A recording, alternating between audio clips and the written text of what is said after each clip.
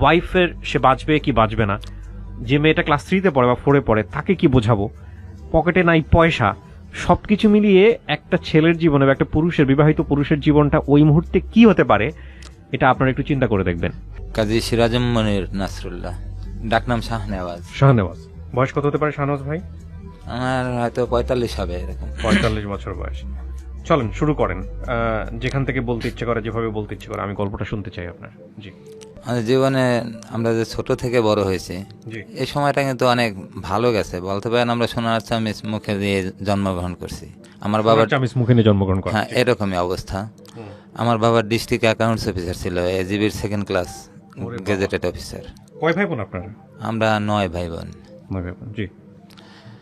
তার মধ্যে আপনার পজিশন? আমার পজিশন থার্ড পজিশন। জি, বলেন। এখন বাবা, আসলে আমার বাবা যখন মারা যায় তখন আমি নিউটেনে পড়ি আর কি। তো আমার বড় ভাই তখন এসএসসি পরীক্ষার্থী। তারপর বাবা মারা যায় তখন আমরা গোপালগঞ্জ ছিলাম। আমার বাবা গোপালগঞ্জ জব করত। পরে তো একটা সময় কিছুদিনের ভিতরে আমরা হঠাৎ করে দেখতেছি যে সব অফিসাররা, মানে আমার বাবার অফিস কলিগ যারা আর কি, তারা খুব মানে নজরদারি করতেছে, খুব খেয়াল করতেছে, আইসা মানে খবর নিতেছে কি কেমন কি পরীক্ষা হইলো ইত্যাদি ইত্যাদি।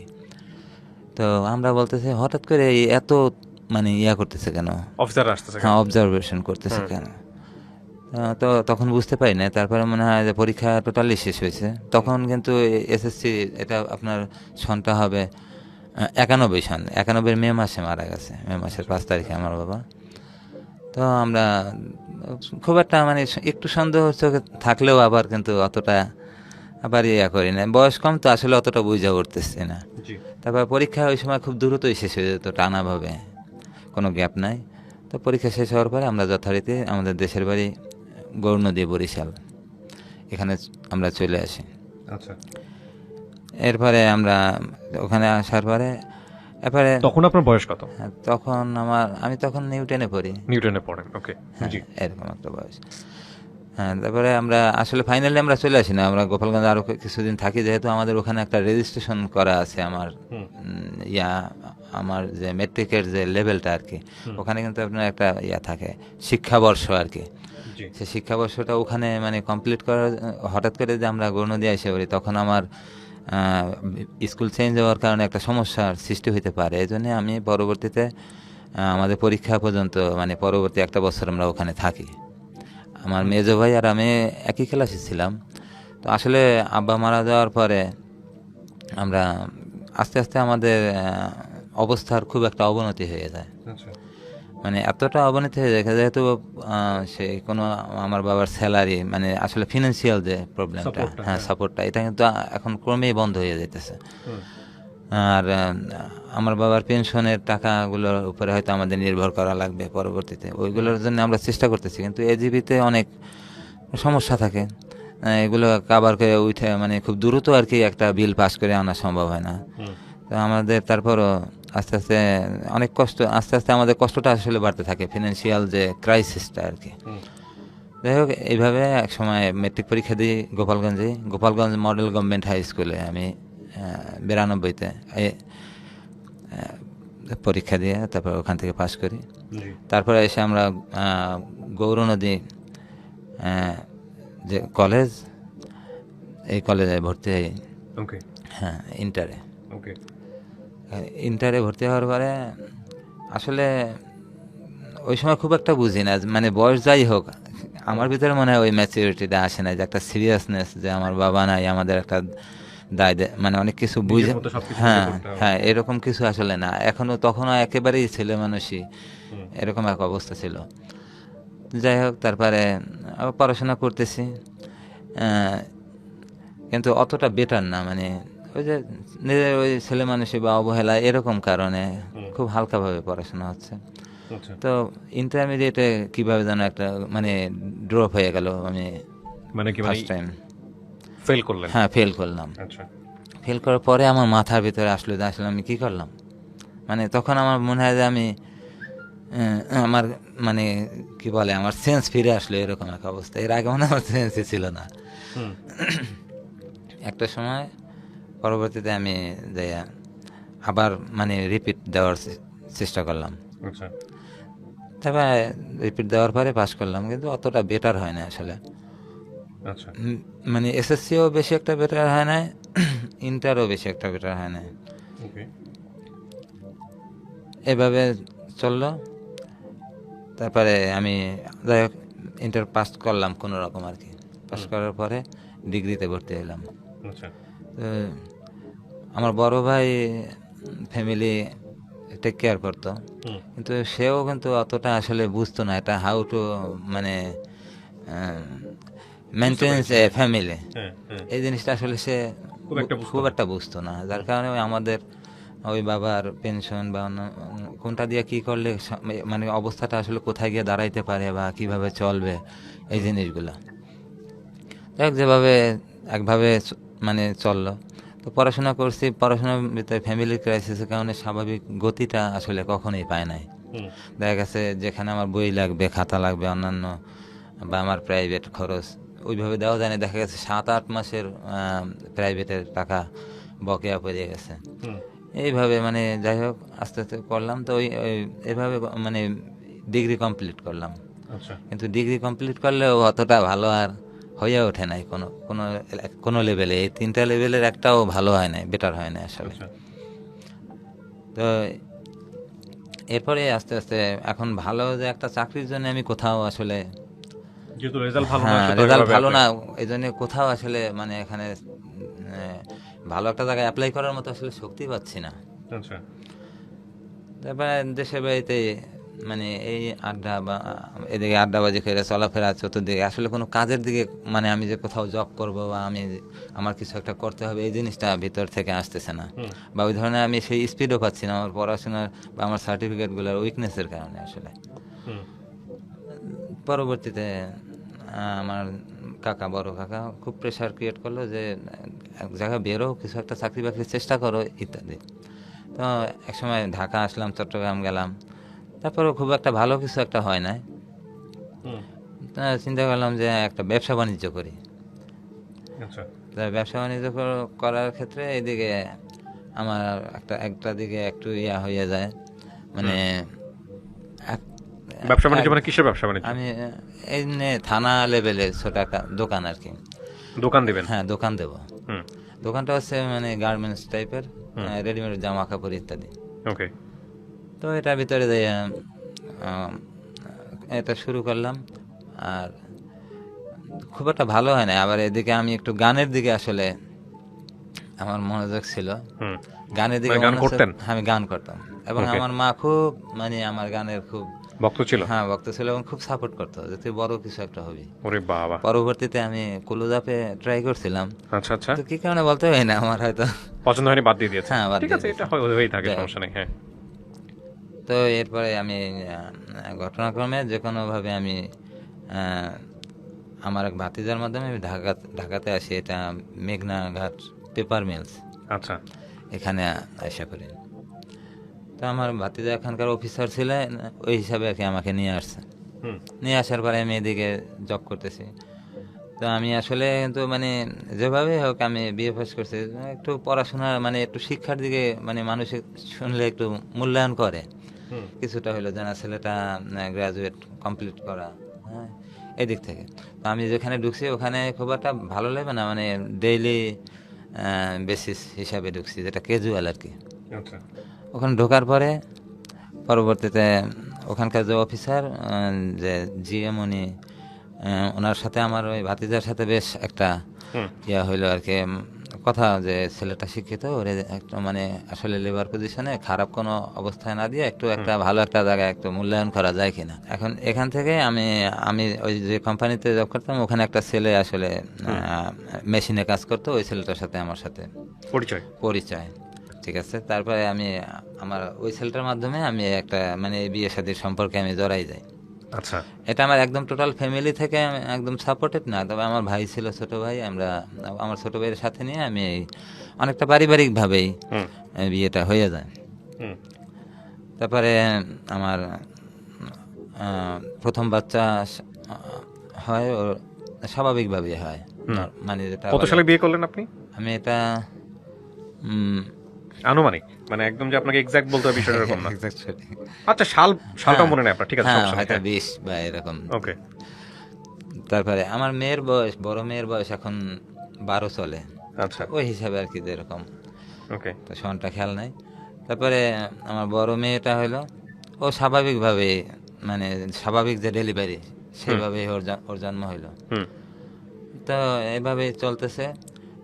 এই যে লকডাউনটা শুরু হলো, যে আপনার করোনা ভাইরাস কালে আর কি, হুম।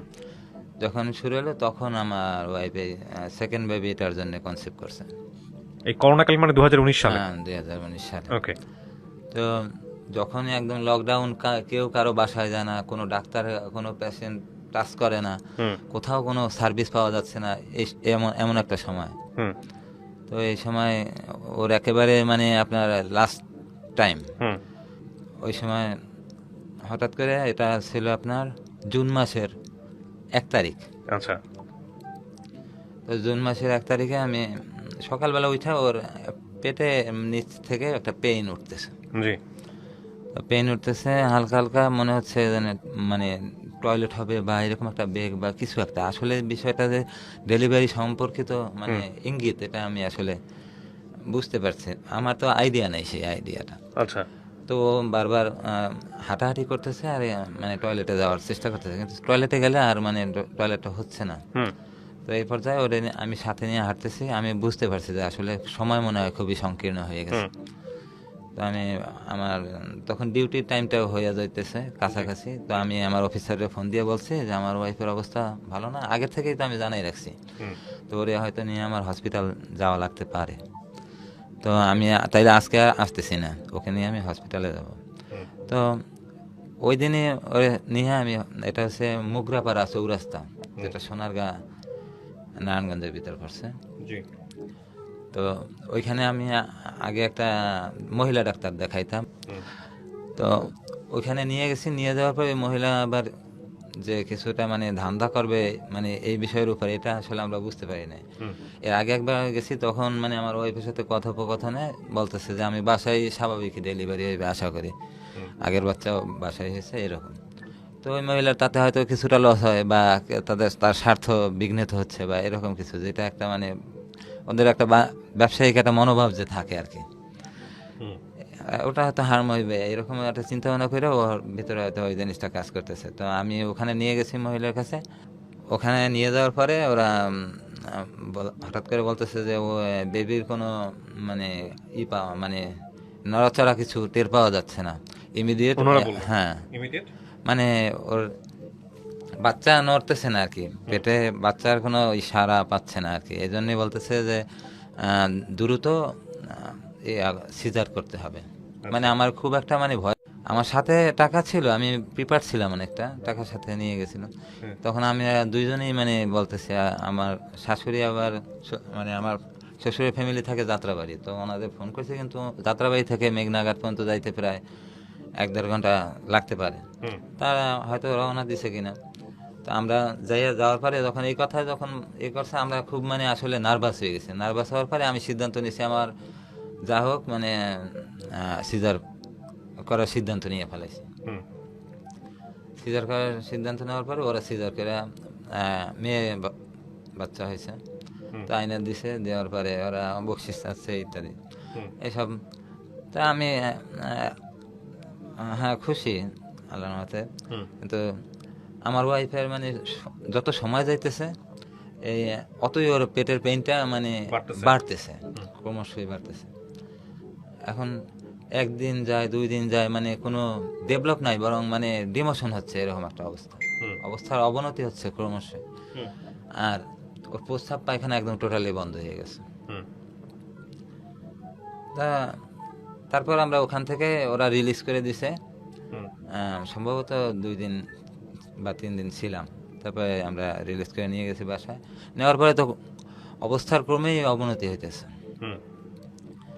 এখন যখনই বেশি মানে 2-3 দিন 4 দিন চলে গেছে, তখন আমার শাশুড়ি আমার বাসায় স্টে করতেছিল। তো তখন আর আগের দিনের মানুষ তো ওনারা বলতেছে জিনে ধরছে, কালিতে পাইছে ইত্যাদি জি। নানান কথা যেগুলো আর কি ওনাদের আগের ইয়াতে থাকে। তো ওনারা এইসবে বেশিরভাগ বিশ্বাস করে। আচ্ছা। আমি তখন বলতেছি দেখেন আমার সন্দেহ লাগে ওর পেটের ভিতর কিছু একটা হয়তো রাইখা দিছে, আমার যা মনে হয়। এখনই যদি একটা কোনো ব্যবস্থা নেওয়া যায় তাইলে হয়তো ওর জন্য ভালো হবে, নাইলে হয়তো খারাপ কিছু হয়ে যেতে পারে। তারপর আরো সময় যাইতেছে, আরো মানে যখন 1 সপ্তাহ 10 দিনের মতো চলে গেছে, 1 সপ্তাহ মানে ওভার হয়ে গেছে, তখন ওর আর মানে পেট ফুলে একদম অনেক বড় হয়ে গেছে, আর প্রস্রাব পায়খানা তো টোটালি বন্ধ, আর সহ্য করতে পারতেছে না নিজেকে। তো আমার কাছে তখন মোটামুটি টাকা পয়সার আমার হাতে মানে সিজারের জন্য যেরকম একটা মানে আমার আসলে আমি রিজার্ভ রাখছিলাম ওগুলো আমার শেষ হয়ে গেছে হাতের থেকে। আমার হাতে টাকা পয়সা একেবারে ফুরিয়ে গেছে। ছোট জব করি, ওই হিসাবে আমি খুব একটা ব্যালেন্স হাতে ছিল না। তো একটা সময় ও মানে আমার ওয়াইফ ওর ছোট ভাই, মানে ভাইদের ভিতরে বড় কিন্তু ওর ছোট আর কি, ওর পরে। তো ওকে ফোন দিয়ে বললো যে তুই আমার জন্য কিছু একটা কর। তখন ওর ভাই বলতেছে তুমি ঢাকা এসে পড়ো, দেখি তোমার জন্য কিছু একটা কি করা যায়। মানে আমার শাশুড়িকে বলতেছে আপনারে নিয়ে আসো, আমরা দেখি অন্যভাবে ট্রাই করে।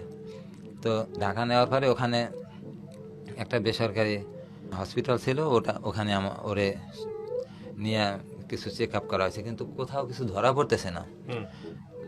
মানে আপনার এক্স রে কিংবা আলট্রাসাউন্ড বা যে কোনো কিছুই করুক বা যে কোনো টেস্টই করুক, কিন্তু কোনো কিছুতেই কিছু ধরা পড়ে না পেটের ভিতরে।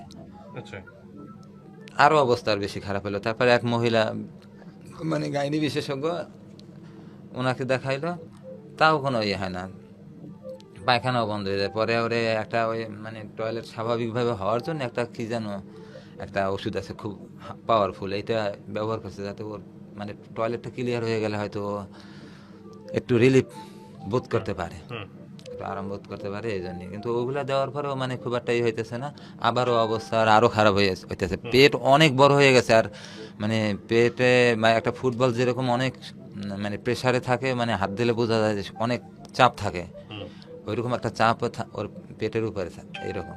আমার মানে ওর নিজের মাথার চুল নিজে টাইনা ছিঁড়ে ফেলাইছে যন্ত্রণায়, মানে পেটের ব্যথায়, পেটের যন্ত্রণায়। আর আমাকেও মানে আমার আমার মানে ঘুষে মানে আমার গায়ে মানে কি যে করবে, মানে তার নিজের যন্ত্রণা মানে আমাকে প্রকাশ করতে পারতেছে না, তুমি আমার জন্য কিছু একটা করো। তারপরে আমরা ওকে মানে আমার শালিকা ছিল ইয়াতে শনি একরা, ও আবার ওখানে আসছে, বলতেছে আপারে দেশ বাংলায় নিয়ে যায়, শনি একরাতে একটা হসপিটাল আছে ওখানে নিয়ে যায়, ওরা বেটার সার্ভিস করে। তো বেসরকারি তো আমি সাহস পাচ্ছি না, তারপর নিয়ে গেলাম। নিয়ে যাওয়ার পরে ওখানে বড় একজন প্রফেসর দিয়া ওখানে নেওয়ার পরে একটা মানে প্রস্রাবের রাস্তায় একটা পাইপ ব্যবহার করছে, এটা কি সিস্টেমটা আমি জানি না, ডাক্তারি মতে কি বলে, ওইটা ব্যবহার করার পরে মানে ভিতর থেকে ওর যত পানি জাতীয় এবং বর্জ্য মানে নর্মালভাবে আপনার নাইমে আসছে পাইপের মাধ্যমে। এটা আসার পরে কিছুটা পেট হালকা হয়েছে, হালকা হওয়ার পরে মানে অনেক মানে আরাম বোধ করতেছে। পরে আমি যে বললাম যে এখন ভালো লাগতেছে, হ্যাঁ ভালো লাগতেছে। কিন্তু ওই একদিন যাওয়ার পরে আবার ওই সেম কন্ডিশন, আর মানে ওই একই অবস্থা, আবার পেট ফুলে খারাপ অবস্থা, মানে কোনো কিছুই যেতেছে না। পরে ওই আমরা ওখানকার ডাক্তারে বললো যে আমাদের একজন বড় ডাক্তার আছে প্রফেসর, ওনাকে আইনে আমরা দেখাইতে পারি, কিন্তু ওনার ভিজিট 1000 এবং নগদ দিয়ে দিতে হবে, সাথে সাথে দিয়েও রাখা যাবে না। আমরা বলছি ঠিক আছে দেখান, আমরা সাথে সাথে দিয়ে দেবো। এরপরে ওই বড় ডাক্তার পরের দিন আসলো, কিছু চেক আপ দিল, এগুলা করার পরে উনি দেখলো পেটের ভিতরে মানে চাপ দিয়ে দেখলো যে কি অবস্থা। তা ডাক্তার বলতেছে মানে এটা ওপেন করা ছাড়া কোনো উপায় নাই ফাইনালি। আর ওর তখন পর্যন্ত কি ডায়াগনোস করা গেছে যে কি হয়েছে? না, তখন পর্যন্ত কিছু ধরা পড়তেছে না, ওরা কিছু ধরতেই পারতেছে না। এখন ডাক্তার বলতেছে অপারেশন করতে হবে, মানে ওপেন করলেই একমাত্র বোঝা যাবে ভিতরে সমস্যাটা কি আছে, কেন আল্ট্রাসোনোগ্রাম বা কোনো কিছুতেই ধরা পড়তেছে না। তো ওখানে তারা কিছু বুঝতে পারতেছে না। হুম। তারপরে বললো যে এটা ওপেন করতে হবে। তা ও আমার ওয়াইফ আবার খুব একটা পড়াশোনায় ভালো না, আসলে ওপেনের অর্থটা বোঝে না, ও ডাক্তারের মুখের দিকে তাকাই রয়েছে। হুম। আর আমি আমি তো বুঝতে পারছি আসলে অবস্থা কিন্তু খুবই খারাপ। হুম। আর বলতেছে যে রুগীর শরীরে ব্লাডের মাত্রা খুবই কম, আচ্ছা। যেটা 4% লেভেলে নেমে আসছে। আমি যতদূর জানি যে 13-14 পর্যন্ত এক একটা স্বাভাবিক মানুষের শরীরের রক্তের চাপ থাকে, হুম। 1%টা। তো বলছে এরে ব্লাড দিতে হবে। তারপরে আমার শ্যালক দুইজন, ওরা আম, ওদের বন্ধু বান্ধব অনেক ইয়া করে অ্যারেঞ্জ করে ওই রক্ত জোগাড় করলো। হুম। রক্ত জোগাড় করার পরে রক্ত একটা দিছে, কিন্তু কোনো পরিবর্তন নাই। তো দেওয়ার পরে আবার চেক করলো যে রক্তের মাত্রাটা বাড়লো কিনা, হ্যাঁ কিছুটা বাড়ছে। হুম। তারপরে অবস্থা মানে ওর যন্ত্রণা বাড়তেছে ক্রমশই, হুম। টিকতে পারতেছে না। আর ডাক্তার তো বলছে ওর এখন মানে এটা ওপেন করা ছাড়া আর কোনো পদ্ধতি নেই। হুম। যার কারণে আমরা এখন ওরা বলতেছে আমরা এখন সিদ্ধান্ত আপনাদের উপরে, রুগী বাঁচতেও পারে মারাও যেতে পারে। মারাও যেতে পারে। আর তখনকার যে অবস্থা, এখন যখন এই কথা বলছে তখন আমার একেবারে মানে যেন আমার আসমান ভাঙে আমার মাথায় পড়লো, এরকম এক অবস্থা আমার। স্বাভাবিক। হ্যাঁ, বড় মেয়েটা তখন ছোটই তো, এখন 5-এ পড়ে। হুম। তো তখন ও হয়তো 3-তে পড়ে, খুব একটা কিছুই বোঝে না। হুম। তো আমি আমার হাতের অবস্থাও খুব খারাপ, যে আমি আসলে মানে পয়সা করে দিক থেকে। হ্যাঁ, পয়সা করি জিনিসগুলো আসলে মাথায়। আর লকডাউনের সময় তো কেউ কাছে আসতেছে না, দূর থেকে সবাই হয়তো ফোন করে জিজ্ঞেস করে, আসলে কিন্তু কেউ মানে যে সাপোর্ট দেওয়ার মতো ওই অবস্থা ওই নেই। অবস্থা নাই। হুম। তো এর ভিতরে আমার আসলে কানাডাতে আমার দুই স্বাস্থ্য ভাই, আমার বাবার বড় ভাইয়ের মানে আপন বড় ভাইয়ের দুই ছেলে থাকে। হুম। তো বড়জনে খুব একটা মানে বিষয়টা মানে কারো লক্ষ্য রাখে না, কিন্তু ছোট যেটা আমারই ছোট, মানে এজেও আমার থেকে যথেষ্ট ছোট। হুম। তো ও আবার সবার খুব খবরাখবর নেয় যে আমার কোন ভাই কোন বোন কে কোথায় কি অবস্থায় আছে, যদি খারাপ অবস্থায় থাকে তারে কিছুটা সহযোগিতা করার চেষ্টা বা বিপদ আপদে অনেকটা আগানোর চেষ্টা করে। তো এরকমই আমারও কিভাবে ওর সাথে আমার সাথে মাঝে মাঝেই কথা হইতো। তো এর ভিতরে যখন আমার ওয়াইফের ওই যে যখন সিজার করে তার আগে আগে কিন্তু আমার অনেকটা মানে আমার সম্ভবত 25,000 না কত জানি এরকম দিয়েছিল। হুম। তো দেওয়ার পরে ওইটার কারণে আমি অনেকটা একটু সুবিধা হয়েছে। এখন এই অবস্থায় গিয়া হাতে টাকা নাই, আবার ওই এক অবস্থায়। তো আর এই যে ব্লাডের যখন কথাটা উঠছে তখন আমি অনেক হেল্প চাইছি, মানে ফেসবুকে একটা দিছে যে রক্ত দেন জীবন বাঁচান, হুম। মানে ইংলিশে লিখছি আমি। ওকে। তো কয়েকজন আমার রিলেটিভ, ওরা ভাবছে হয়তো আমি অন্য কোনো আর্থিক সাহায্য চাচ্ছি, ওরা হয়তো বুঝতে পারে না। আচ্ছা। আচ্ছা। তো আমার এই ঘটনাটা তারা জানে, কারেন্টলি তারা শুনতেছে যে কি অবস্থা, কখন কখন কি অবস্থা, এগুলো জানে। তো ওরা ভাবতেছে যে সবাই ভালো অবস্থায় আছে, তো সবাই ভাবতেছে যে হয়তো আমি আর্থিক সাহায্য চাচ্ছি। হুম। আসলে কিন্তু আমার সমস্যা আর্থিক ক্রাইসিস তো আছে, কিন্তু আমি আসলে ওটা চাই চাই না, অনেকটা মানে অনেকের কাছে ছোট হওয়া বা বিভিন্ন কারণে আর কি আমি চাই না। বুঝতে পেরেছি। হ্যাঁ। সামাজিক একটা ব্যাপার, নিজের প্রেস্টিজের একটা ব্যাপার থেকে যায় এরকম। জি। তো পরবর্তীতে সবাই আমার সাথে খুব যোগাযোগ করতেছে, ওই ফেসবুক পোস্টে গিয়া সবাই আমার খুব করতেছে, বলতেছে তোমার বিকাশ নাম্বারটা দাও, বিকাশ নাম্বারটা দাও। হুম। তো আমি বলছি আমি যেটা ইউজ করি এটাই আমার বিকাশ নাম্বার। তো সবাই আমার টাকা পাঠাচ্ছে, মানে যে যেভাবে পারে, কেউ 10,000, 15,000, 5,000, 20,000, যে যেভাবে পারছে টাকা পাঠাচ্ছে। টাকা পাঠাচ্ছে। হুম। বলতেছে ট্রিটমেন্ট যেন ভালো হয়, আমরা তো করোনার কারণে কাছে আসতে পারতেছি না, কিন্তু ট্রিটমেন্টে যেন কোনো অবহেলা না হয়। হুম। তো আমি এর ভিতরে যখন এখন ওই ডাক্তার ওরে ওপেন করতে বলতেছে, মানে ওরে অপারেশন করবে, বড় ধরনের অপারেশন। হুম। এখন আমরা তাইলে এখন কি করা, এখন সিদ্ধান্ত তো আমি একা নিতে পারি না, যেখানে আমার শ্বশুর বাড়ির লোক, তাদের মেয়ে, সেই হিসাবে আমি তো অপারেশন করার ফাইনাল মানে ডিসিশনটা আসলে দিতে পারি না। হুম। পরে আমি আমার শাশুড়ির কাছে ফোন দিলাম এবং আমার শ্যালক বা আমার অন্যান্য যারা আছে ওর বোনরা, সবাইকে আমি ডাকলাম যে তোমরা সবাই একটু আসো, ডাক্তার কিছু কথা বলছে, এখন কি করবা। হুম। তো ওরা তখন আসছে, আসার পরে আমরা একেবারে আলাদা একটা রুমে চলে গেছি, ওকে। রুগীর সামনে না। কারণ রুগীর সামনে কোনো কথা বললে বা কোনো কিছু অবস্থা মানে একটু হলে তখন রুগীর মানসিক স্বাভাবিক অবস্থা tension খারাপ করার হতে একটা পারে, বিষয় হ্যাঁ থাকে, রিয়াকশন হতে পারে। তো আমরা একেবারে অনেক দূরে চলে গেছি আর একটা রুমে। তা যাওয়ার পরে এখন মানে আমি বলতেছি যে এই অবস্থা আসলে ওরে বাঁচানোর একটাই উপায়, অপারেশন করতে হবে। তাতে তার জন্যে বাঁচা মারাটা আল্লাহর হাতে, হুম। কিন্তু তার অপারেশন ছাড়া কোনো ওয়ে নাই, কোনো উপায় নেই আসলে। তারপরে এখন আপনাদের সিদ্ধান্ত, আমি সিদ্ধান্ত দিতে পারতেছি না। তো এই অবস্থায় গিয়া সবাই খুব কান্নাকাটি করতেছে, মানে চাপা ভাবে, কেউ আওয়াজ করতে পারতেছে না। হুম। কারণ এই রুগী যদি কোনো কোনো কিছু টের পায় তখন তার অবস্থা আরো খারাপ হইতে পারে। হুম। তো আমরা মানে একদম চাপা ভাবে কিভাবে মানে আসলে এই সময়টা যে সবাই মানে কান্না জর্জরিত, বুঝতে কিন্তু পারছি কেউ আমি, কোনো হ্যাঁ। আওয়াজ করতে পারতেছে না, মানে একেবারে বুক ফাটা কান্না। হ্যাঁ, তখনও অপারেশন হ্যাঁ, হয়নি। তখনও অপারেশন হয় না। হুম।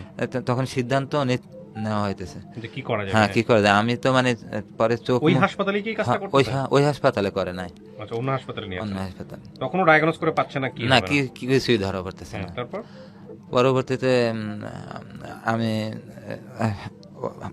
ফেস মানে মুছা, চোখ টোক মুছা ভালোভাবে ধুয়ে তারপরে আসছি সামনে। পরে বলতেছে কি হয়েছে, আমার ওয়াইফে আমার বলতেছে কি হয়েছে, কি হবে। ডাক্তার বলছে আরে এই 2-3 দিন, তারপরে তোমার এটা কোনো সমস্যা না, ঠিক হয়ে যাবে, হুম। কিছু ট্রিটমেন্ট দেবে আর অসুবিধা হবে না। তা আমার চোখের দিকে তাকাইয়া বলতেছে যে তাহলে তুমি কাঁদছো কেন? তা আমি কই কানলাম? আমাকে বলতেছে যে তোমার চোখে এই তো বোঝা যাইতেছে তুমি কান্না করছো অনেক। হুম। মানে ওর কষ্টটা আমার খুব লাগছে যে এত কষ্ট মানুষ কিভাবে আসলে, আর একটা লোকের কষ্ট আসলে আরেকজন, আমি ওর হাজবেন্ডে আসলে সহ্য করতে পারতেছি খুব না। স্বাভাবিক। তো এর ভিতরে আমি আমার ওই মেয়েটাকে আনতে গেছি যে আসলে তো ওর অবস্থা খারাপ, হুম। বাঁচা মরা আল্লাহর হাতে, কিন্তু ওর অবস্থা কিন্তু আসলে ভালো না। মেঘনাতে ওই বাসায় ওর ছোট বোন ছিল, ওই বাসা একটু হ্যান্ডেল মানে করে রাখার জন্য, বাসাটা খালি থাকলে সমস্যা, এই কারণে।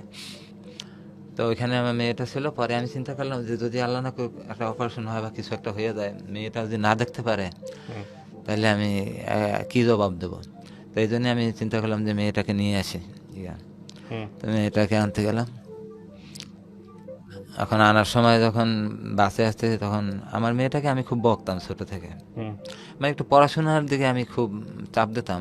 তখন পড়াশোনায় বড় ব্যাপার, আমি এই যে পড়াশোনা অবহেলা করার কারণে আমি অনেকটা পিছনে পড়ে গেছি। এই জন্যই আমার মেয়েকে বুঝাইতে চেষ্টা করতাম যে আসলে পড়াশোনাটাই বেশি জরুরি, খুব ভালোভাবে করা। যার কারণে ও মানে পড়াশোনার চাপের কারণে একটু আমার উপরে আমি বকাঝকা করতাম। একটু বাবা হিসাবে আমি আসলে ওর কাছে খুব একটা ভালোবাসার পাত্র ছিলাম না। হুম। তো বাসে যখন নিয়েছে তখন আমি বলতেছি, মানে আমার তো আমি বলতেছি বাবা, আল্লাহ না করুক যদি তোমার মার কিছু একটা হয়ে যায় তাহলে মন ভাঙবা না, আমি তোমার বাবা, আমি তোমার মা। হুম। ও বুঝতে পারছে যে আসলে আমার মায়ের অবস্থা খুবই খারাপ, মানে আমার কথাটা ও সেরকম একটা ইঙ্গিত পেয়েছে। হুম। হুম। তখন ওই বাসের জানালা থেকে আকাশের দিকে তাকাই রয়েছে, খুব স্বাভাবিক। তাকাইয়া একভাবে দৃষ্টিতে তাকাই রয়েছে আর বলতেছে বাবা, আমার মার এই ক্ষতি যারা করছে তাদেরকে তুমি ছাড়বা না। তখন বুঝলেন কিভাবে যে ক্ষতিটা হয়েছে? তখনও তো বোঝার সুযোগ হয়নি আপনাদের। না, ওর তো অবস্থা যে খারাপ হইতেছে, মানে আসলে তো কিছু একটা আমি আজ করতেছি যে আসলে ওর অবস্থা সিজার থেকে তো মানে খারাপ অবস্থা হ্যাঁ, ভিতরে হ্যাঁ, যাচ্ছে। হ্যাঁ। ওর ভিতরেই কিছু একটা হইতেছে যেটা সিজার থেকে আসলে বোঝা যাইতেছে। তা তারপরে ওখান থেকে ওই দিনই সিদ্ধান্ত হইলো যে ওরা বলতেছে যে এই রোগে এই বড় ধরনের অপারেশন, তো এটা যদি করা হয় তাহলে রুগী আইসিইউতে রাখতে হয়, আর আমাদের এখানে আইসিইউ নেই যেহেতু, তো আমরা এখানে আসলে অপারেশনটা করতে পারবো না। হুম। তো সেক্ষেত্রে আমরা বলতেছে ওরা মানে আসলে রেফারেন্স মানে এই চাচ্ছে আর এক জায়গা করে দেওয়া আর কি। হুম। তখন ওরা ঢাকা মেডিকেল কিংবা মিটফোর্ড এভাবে বলতেছে। তখন আমরা কি মনে করে ঢাকা মেডিকেলের কথা, আমরা ঢাকা মেডিকেলের আগে নাম নিতেছিলাম না, যে ওখানে করোনা ইউনিট আছে এই কারণে ওদিকে আমরা নিতে চাচ্ছি না। হুম যাক একটা টাইম তারপরে নিয়ে গেলাম, ওরে নিয়ে যাওয়ার পরে ওখানে তো দালালের অভাব নাই হসপিটালে, বেড পাইতে গেলেও দালাল ধরা লাগে। যাই হোক আমার দুই শ্যালক, ওরা তো ছোট থেকেই ঢাকাতে বড় হয়েছে, ওরা আবার এইসব লাইন ঠাইন ধরতে পারছে, যে কোনোভাবে খুব দ্রুত ম্যানেজ করে ফেলেছে। নেওয়ার সাথে সাথে সিটে উঠাইয়া একদম ভর্তি করে মানে ওখানে ভর্তি করে এনেছে। ওই সাথে সাথে এর কিছু চেক আপ দিছে, দেওয়ার পরে এই টেস্ট মানে তার ট্রিটমেন্ট শুরু।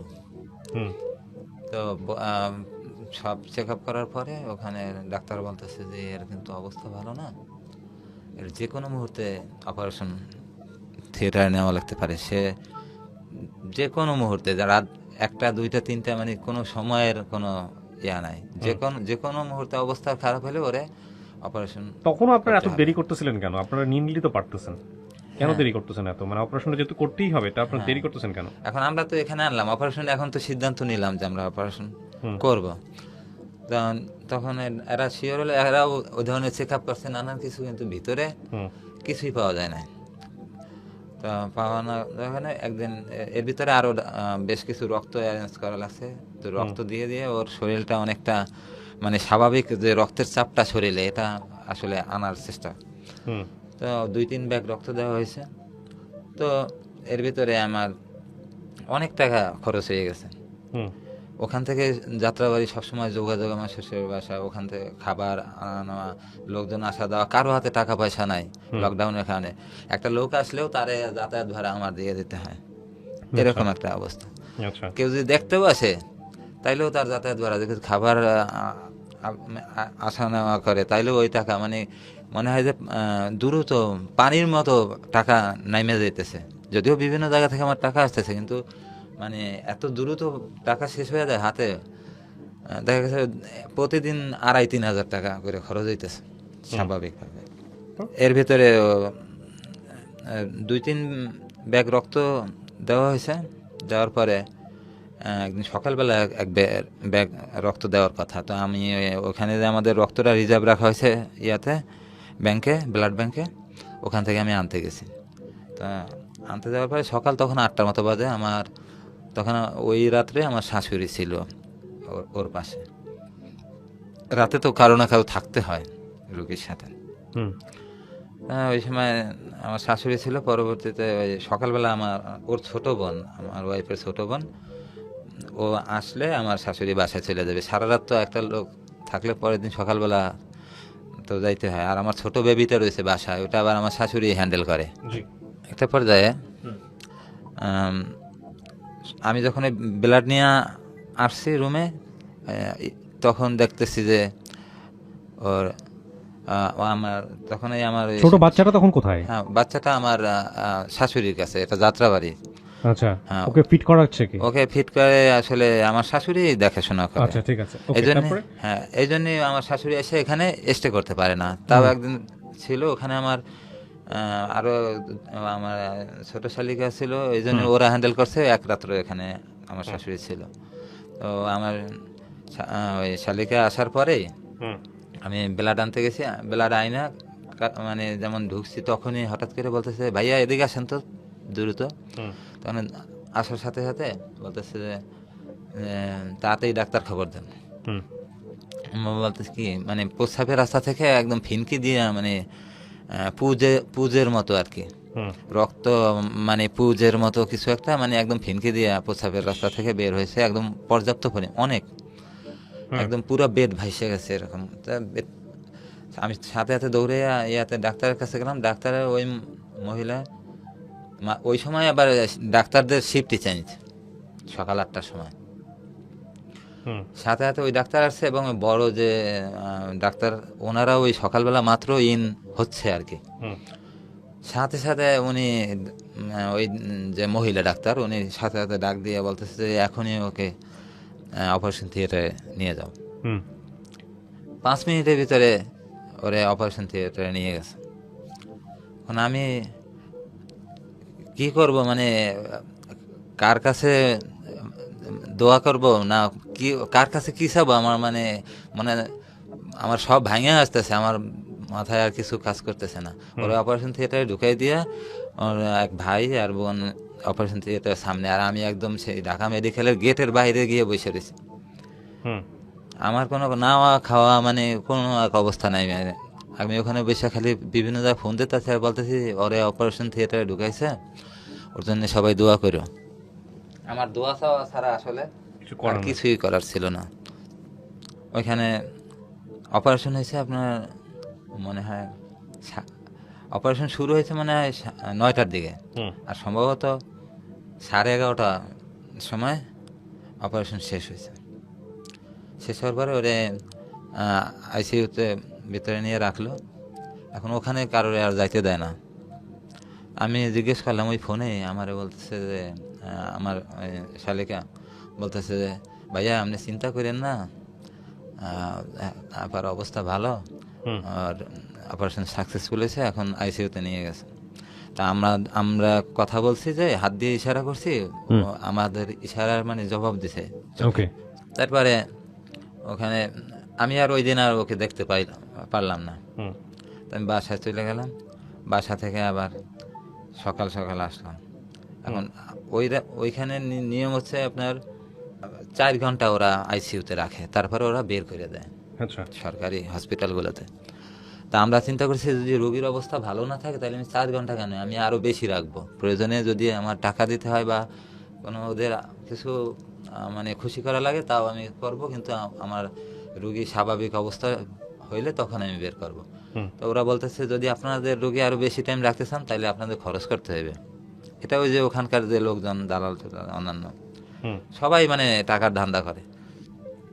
ওদের ওই এক রাতের জন্য আমি কিছু আলাদা টাকা টোকা দিছি, দেওয়ার পরে পরের দিন সকাল প্রায় 8টা 9টা, হুম তার মানে 4 ঘন্টা জায়গায় আমরা প্রায় 16-18 ঘন্টা রাখছি ওরে।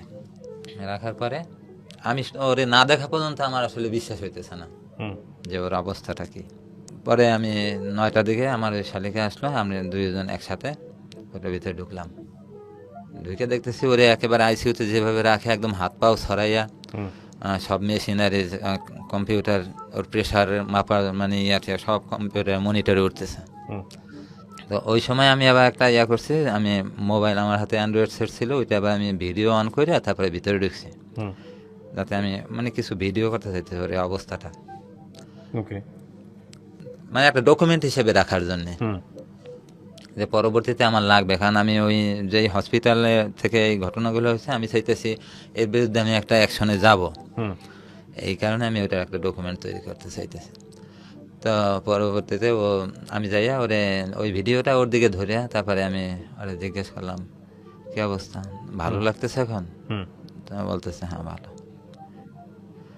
তারপর তারপরে বলতেছে আপনার রুগী এখনই আমরা নামাই দেব, বেডে পাঠাবো, হুম মানে নর্মাল যে ইয়াতে ওখানে।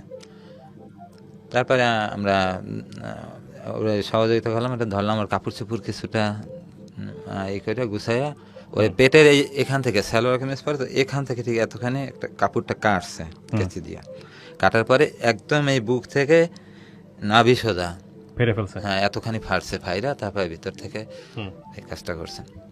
এখন পরবর্তীতে আমি যেটা শুনছি এটা আসলে ডকুমেন্ট আমি পাই নাই, হ্যাঁ আমি যেটা কি শুনেছেন আপনি এটা বলবেন? শুনছি যে কি ওর problem ছিল? ওর ভিতরে একটা পাশে হুম। কাপড় জাতীয় কিছু একটা পাইছে, এটা ওই ইয়াতে আপনার এই যে রিলিজ ফাইলের ভিতরে দেওয়া আছে, এটা আচ্ছা আচ্ছা ঢাকা মেডিকেলের ওটার মানে ভিতরে যে ইংলিশে অপারেশনটা হয়েছিল সেখানে কাপড় রেখে আসছিল হ্যাঁ বা কিছু কাপড় একটা। রেখেছিল, কাপড়টা ওখানে পচছে। মানে সি সেকশনের হ্যাঁ হ্যাঁ ওইটা হওয়ার কারণে শরীরের অংশ ওখানে পছন্দ ধরছে।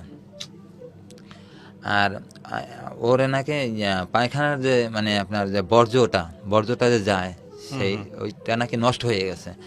হুম হুম হুম। ওইটা নষ্ট হয়ে যাওয়ার কারণে ওখানে আবার ওরা কিছু মানে অন্য উন্নত কোনো প্রযুক্তির কিছু একটা ওরা রিপ্লেস করছে ওখানে, আচ্ছা মানে যে পায়খানার যে খাবারের যে বর্জ্যটা ওখানে যায় থাকে যে। জি তো আমার বলতেছে এটা চায়না প্রযুক্তিতে ভালো একটা উন্নত একটা ইয়ে আছে, ওইটা ওরা ওখানে সেট আপ করছে। আমার ওই অপারেশন থিয়েটারে আমার 35,000 টাকা লাগছে, 35,000 টাকার মেডিসিন বিভিন্ন কিছু আর কি। তা আমার কাছে শুধু টাকা চাইছে, আমি টাকা দিছি, আমার তো আর কোনো ওইদিকে খেয়াল নাই, হুঁশ নাই, এরকম এক অবস্থা।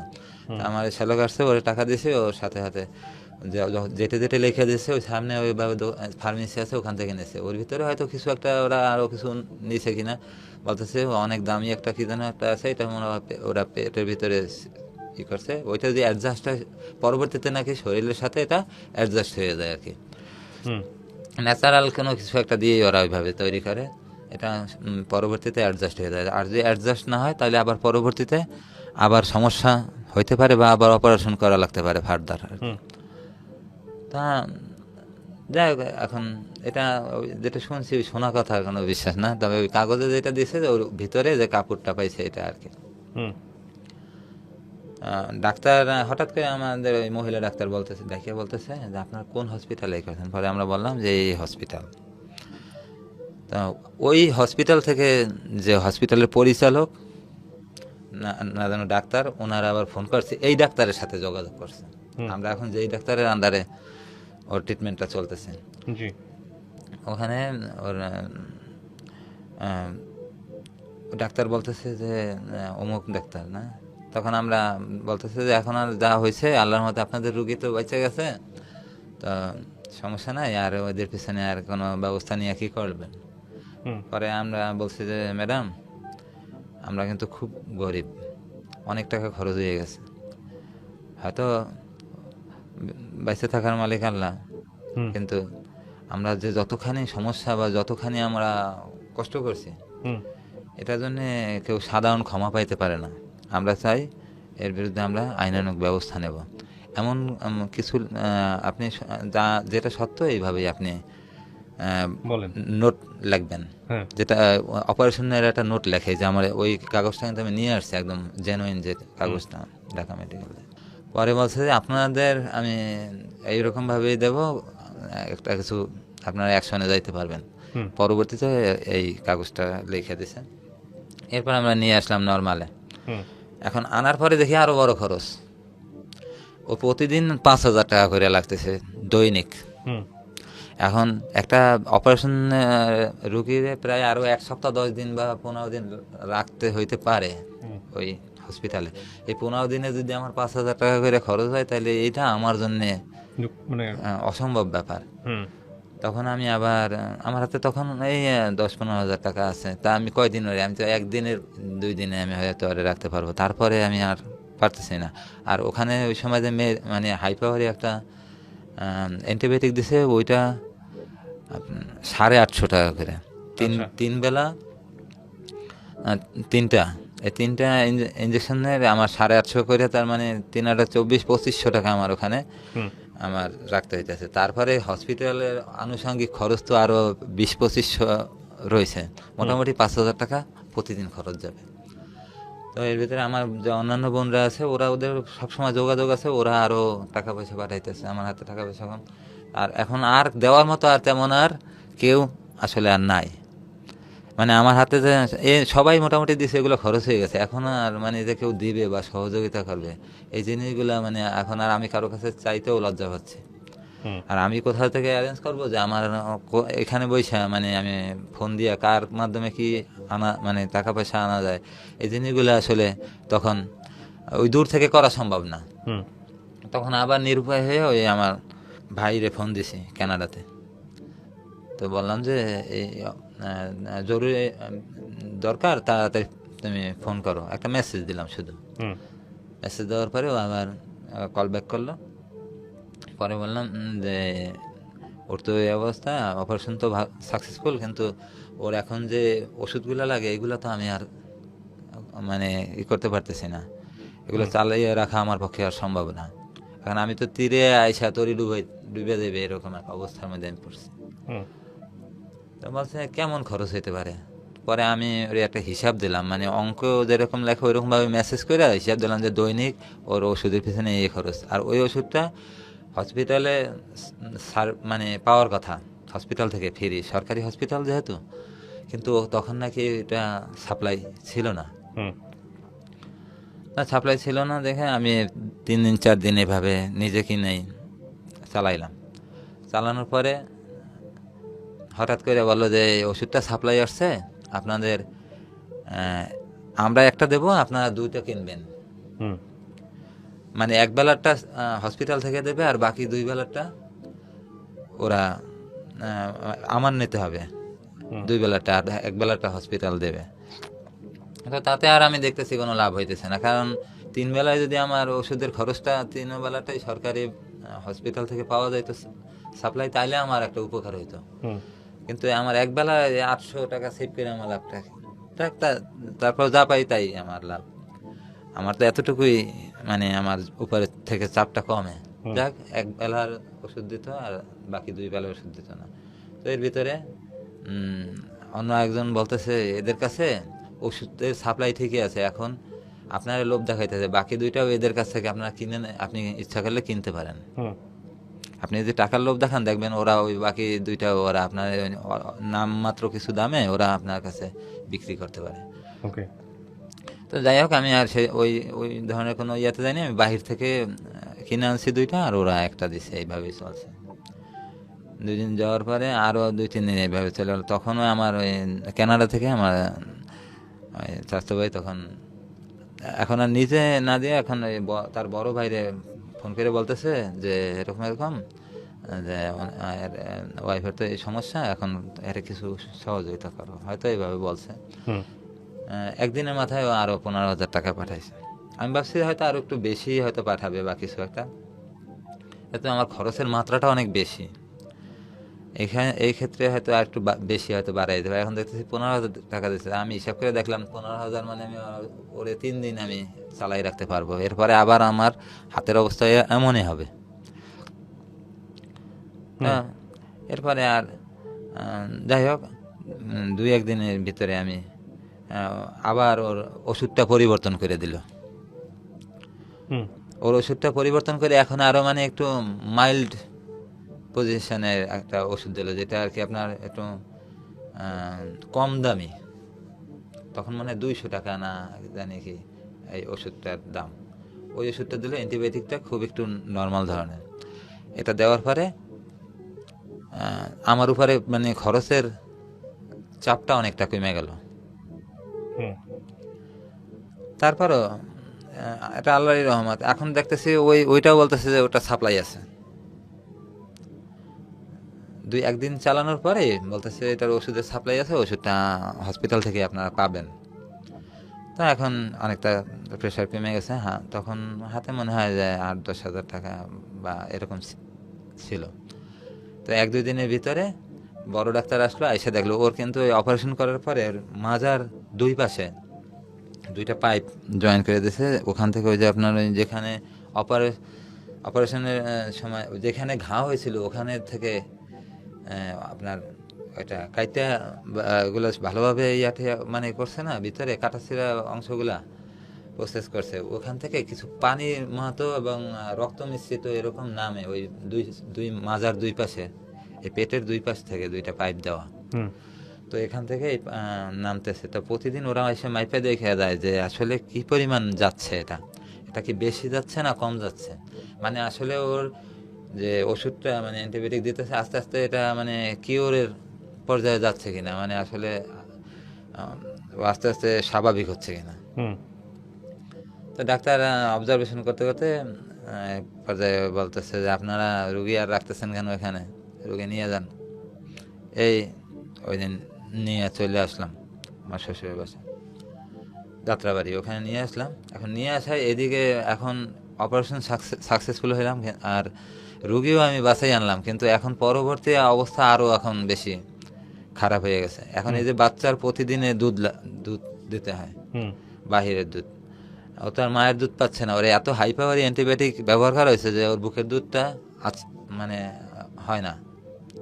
এই কারণে ওরে বাহিরের দুধ খাওয়াতে হয়, প্রতি 2 দিন 3 দিনে একটা দুধ শেষ হয়। এই করোনার সময়টাতে আপনারা এই দৌড়াদৌড়িগুলো করতেছেন? এই করতেছি একদম চতুর্দিকে কেউ কোনো তো পরবর্তীতে এখন দেখতেছি হাত খালি হয়ে যেতেছে, কারণ ওই বাচ্চার প্রতি 3 দিনে একটা করে দুধ লাগতেছে, পাউডার, মানে যেটা আপনার সেরেলাক বা যে এই জাতীয় যাই হোক বেবিদের জন্য যেগুলো খাওয়ায়। তো তো ওরা একটা এগুলো খাওয়াচ্ছি, আবার কোনোটাই শ্যুট করতেছে না, এই ওষুধ পাতে বাচ্চার, ও আবার আমার ওয়াইফেরও ওষুধ তখন চলতেছে, মানে বাসায় থাকবে কিন্তু ওর কিছু ওষুধ লিখে দিছে, এই ওষুধগুলা চলবে। তো নিয়ে আসলাম, আর ও চলাফেরা তো আর ওইভাবে খুব একটা করতে পারতেছে না। এরপরে আমি মোটামুটি একটু মাঠে নামলাম, যে আমার যখন হাতের এই অবস্থা, আর এখন আমি দেখি ওদের বিরুদ্ধে কি করা যায়, বা আমি ওদের কাছ থেকে কিছু টাকা বের করি। যদি টাকা বের করতে পারি তাইলে আমার এই বাচ্চার দুধ মানে আমার খাওয়াতে আমার সুবিধা হবে। কারণ আমার তখন ওই যে লকডাউনের কারণে আমি যেখানে জব করতাম ওখানে লে অফ ঘোষণা করার কারণে আমার বেতন একেবারে কমে গেছে। যে কদিন ডিউটি ওই কদিনের পয়সা, মানে এরকম এক অবস্থা। যে কদিন আমি ছুটিতে ছিলাম, এই যে ওয়াইফের এই সমস্যার কারণে আমি হসপিটালে ছিলাম, ওগুলো আমার ছুটি, যেগুলো আমার জমা ছুটি আছে ওগুলো থেকে আমার এই যে ছুটি আকারে এগুলো পাস করাইবে তাও না, মানে মোট কথা তোমরা ডিউটি করো নাই, পয়সা পাবা না, এরকম একটা অবস্থা।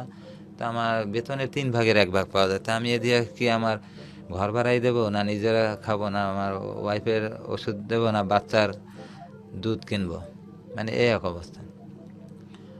এর ভিতরে থানাতে গিয়ে আমরা ওর নামে একটা নোট লিখছি আর কি, ওই হসপিটালের বিরুদ্ধে, যে এই ঘটনা। এখন তারা আমাদের একটা ফয়সালা করে দেবে, আমাদের সাথে একটা সমঝোতা করাই দেবে, বা যেভাবে হোক তাদের ভিতরে অ্যাকশনে না গেলেও তারা এই ভর্তুকিটা দেবে। আমরা যতখানি হয়রানি হইলাম, এতে আমরা যতখানি ক্ষতিগ্রস্ত হয়েছি, এইটা মানে ভর্তুকিগুলো ওরা দেবে, আমাদের কথা ছিল এটা। তো এইটা আমরা ইয়াতে বলবো, থানায় বলবো। থানায় বলার পরে ওদের কিছু টাকা পয়সাও দেওয়া হয়েছে, 10,000 টাকা দেওয়া হয়েছে। দেওয়ার পরে ওরা মানে আমরা দিছি 10,000, ওখানে যাওয়ার পরে মানে ওরা আরো বড় অঙ্ক দিছে। যোগাযোগ করার পরে এরা মুখ বন্ধ করে চুপ করে বসে রয়েছে, এখন আমরা গেলে আমাদেরকে আর খুব একটা দাম দেয় না, আমাদেরকে মানে কোনো কথা বলে না, নড়ে চড়ে না, ওখানে যায় না, আমাদের জন্য কোনো মানে আগায় না। তখন দেখতেছি না, তো এরা তো আসলে আমরা যদি এদের 10,000 দিই তাহলে ওরা 1 লাখ দিয়ে বই না। ঠিক আছে, আমি এদিকে আর নাই বা গেলাম। আমাকে শুধু একটু বলেন তো, যে আজকে এই গল্পটা আপনি কেন বললেন মিডিয়াতে? মানে আপনার ধরেন কোন হাসপাতালে গিয়ে আপনি এই ধরনের সাফার হয়েছেন, কোন হাসপাতালে গিয়ে আপনার এই ক্ষতিগুলো হয়েছে, সেগুলো আমরা প্রচারই করিনি, এগুলো আমাদের নিত্য নৈমিত্তিক কেস, পত্রিকায় আমরা আসে এই বিষয়গুলো। কিন্তু আপনার এই গল্পটুকু আপনি কেন বললেন রেডিওতে? হ্যাঁ, আমি আসলে এটা আমি বলছি আসলে মানুষের যে অভিজ্ঞতাটা, মানে আমাদের যে সাফারিংটা, এটার সম্পর্কে যে ধারণা, এই ধারণাটা মানুষ নেবে, এবং অনেক জায়গা মানুষ যেন বিভিন্নভাবে প্রতারিত না হয়। আমি চাচ্ছি যে মানুষ জানুক যে আসলে বিভিন্ন জায়গায় আমরা আসলে স্বাভাবিকভাবে সবকিছু আমরা সুবিধা পাইতে পারি না। আমরা সমস্যা পড়লে অনেকের কাছ থেকে আমরা সমস্যা থেকে আমরা সাহায্য, পুলিশ, সাংবাদিক বা বিভিন্ন অনেকের মাধ্যমে আমরা সাহায্য চাই, কিন্তু তখন আমরা এই বিপদের মুহূর্তে আমরা কারো কাছ থেকে আমরা ওই সাহায্যটা পাই না, ওই বিপদগ্রস্ত অবস্থা থেকে। অনেক ধন্যবাদ। আসলে এখানে আমি ব্যক্তিগতভাবে ওনাকে গল্পটাকে যেভাবে দেখেছি, আমি সেটাই শুধু একটু অ্যানালাইসিস করি। একটা হচ্ছে যে আপনার বাচ্চাটা হওয়ার পরে আপনার ওয়াইফের যে যুদ্ধ, মেডিকেল যে ট্রিটমেন্ট, এটা টোটাল টাইমটা কত? মানে ওনার অপারেশন হওয়া, সুস্থ হয়ে ফিরে আসা পুরো 1 মাস। 1 মাস। এই 1 মাসে উনি জীবন মৃত্যু খুব কাছে থেকে দেখেছেন, এবং আপনাদের পরিবারের যে সাফারিং, মানে আপনার অ্যাঙ্গেল তো অনেকগুলো। ছোট একটা বাচ্চা দুনিয়াতে আসছে, তার কি হবে? করোনা আসছে, ট্রিটমেন্টটা কোথায় করব? আমার চাকরির অবস্থা খারাপ। তারপরে যেটা হচ্ছে যে ওয়াইফের, সে বাঁচবে কি বাঁচবে না, যে মেয়েটা ক্লাস 3-তে পড়ে বা 4-এ পড়ে, তাকে কি বোঝাবো? পকেটে নাই পয়সা। সবকিছু মিলিয়ে একটা ছেলের জীবনে বা একটা পুরুষের, বিবাহিত পুরুষের জীবনটা ওই মুহূর্তে কি হতে পারে, এটা আপনারা একটু চিন্তা করে দেখবেন। শুধুমাত্র ডক্টরের একটা ভুলের কারণে, রাইট? যে অপারেশনটা করেছিল, সেই অপারেশনে যে ভিতরে একটা জিনিস ওখানে রেখে এসেছিল উনি, এই ভুলটার কারণে। এখানে 2টা জিনিস আছে। একটা হচ্ছে আমাদেরও কিছু ভুল আছে। আমাদের ভুলটা কোথায়? আপনি যে খরচটা করেছেন এই অপারেশনটা করার পরে, সব মিলিয়ে কত টাকা? আমার 2.5 লক্ষ টাকা। 2.5 লক্ষ টাকা। এই 2.5 লক্ষ টাকার অর্ধেক টাকাও বা 4 ভাগের 1 ভাগ টাকাও যদি আপনি খরচ করে একটা ভালো হাসপাতালে প্রথম পর্যায়ে নিতেন, তাহলে হয়তো আল্লাহ আপনাকে এই দুর্ভোগে রাখতো না। আমার কথাটা কি ঠিক না বেঠিক? এটা ঠিক, এটা ঠিক। হ্যাঁ, তো এই জন্যই জীবনের কখনো কখনো মানে যদি সামর্থ্য থাকে, বা সামর্থ্যের চেষ্টার জায়গাটা থেকে আপনি যদি ভাবে চিন্তা করেন যে এটা দুর্ঘটনা ঘটে যেতে পারে, সুতরাং আমাকে রিস্ক নেওয়াটা কোনোভাবে উচিত হবে না, কারণ দুইটা মানুষের জীবন এখানে, হ্যাঁ। তাহলে আমার মনে হয় আপনার প্রথম পর্যায়ে স্টেপটা নেওয়া উচিত ছিল। কিন্তু আমরা যাইতে পারি না লকডাউন, এখানে ডাক্তার সরকারি হসপিটালে আমি ডাক্তার একমত আছে, আপনার হয় না। সঙ্গে, কিন্তু শেষ পর্যন্ত আপনার ব্যবস্থা তো হয়েছে। হ্যাঁ, শেষ পর্যন্ত হয়েছে। সুতরাং আমি এটাই বলছি যে ওইটা যদি আপনি প্রথম পর্যায়ে করতেন, এটা হচ্ছে একটা সতর্কতার জায়গা। আরেকটা সতর্কতার জায়গা এখানে, এটা ঠিক যে বাংলাদেশে মানসম্পন্ন ডক্টর কতজন আছেন বা কারা মানসম্পন্ন ডক্টর, এটা নিয়ে কোনো সার্ভে নাই। তবে এটা ঠিক যে হরহামেশাই আমরা এই ধরনের খবর পড়ি, হরহামেশাই আমাদের সামনে এরকম টেলিভিশন নিউজ চলে আসে, রেডিওর খবর চলে আসে, পত্রপত্রিকায় আমরা দেখতে পাই, হাসপাতালে গন্ডগোল পর্যন্ত দেখতে পাই। এটা নিয়ে ডাক্তাররা অনেক সময় বিরাগ ভাজন হন, ডাক্তারদের কমিউনিটি থেকে একটা স্টেটমেন্ট আসে, অনেক সময় দেখি সাধারণ মানুষরাও অনেক বিরাগ ভাজন হন। তো আসলে চিকিৎসা সেবার মান, সেই মানের জায়গাটায় আমাদের পুরো দেশেরই অনেক উন্নতি করতে হবে। তবে এটা ঠিক যে আমাদের নিজেদের সচেতন না হলে এরকম দুর্ভোগ, হয়তো উনি আল্লাহ রহমতে বেঁচে আসছেন, 2.5 লক্ষ টাকা ঠিক হলেও আপনি প্রাণ ফিরে পেয়েছেন, আমার এটাই আমার সবচেয়ে বড় শান্তি। শান্তি। কিন্তু অনেকের সেই সৌভাগ্য হয় না, অনেকের সেই সৌভাগ্য হয় না। আমার তাই না? চোখের সামনে আমি হসপিটালে দেখছি যে মারা গেছে, নিয়ে চলে যেতেছে। আমার ওয়াইফের আমি জড়াই ধরছি, আমি বলতেছি যে তুমি বেঁচে আছো, এটাই আমার কাছে বড় ব্যাপার, আর কিছু না। তো প্রিয় দর্শক এবং শ্রোতা, জীবন নিয়ে কখনো বাজি ধরবেন না, জীবন নিয়ে কখনো বাজি ধরবেন না, সর্বোত্তম চেষ্টা করবেন, তাওয়াক্কাল তু আলাল্লাহ, আল্লাহর নামে। তো এই হচ্ছে বিষয়।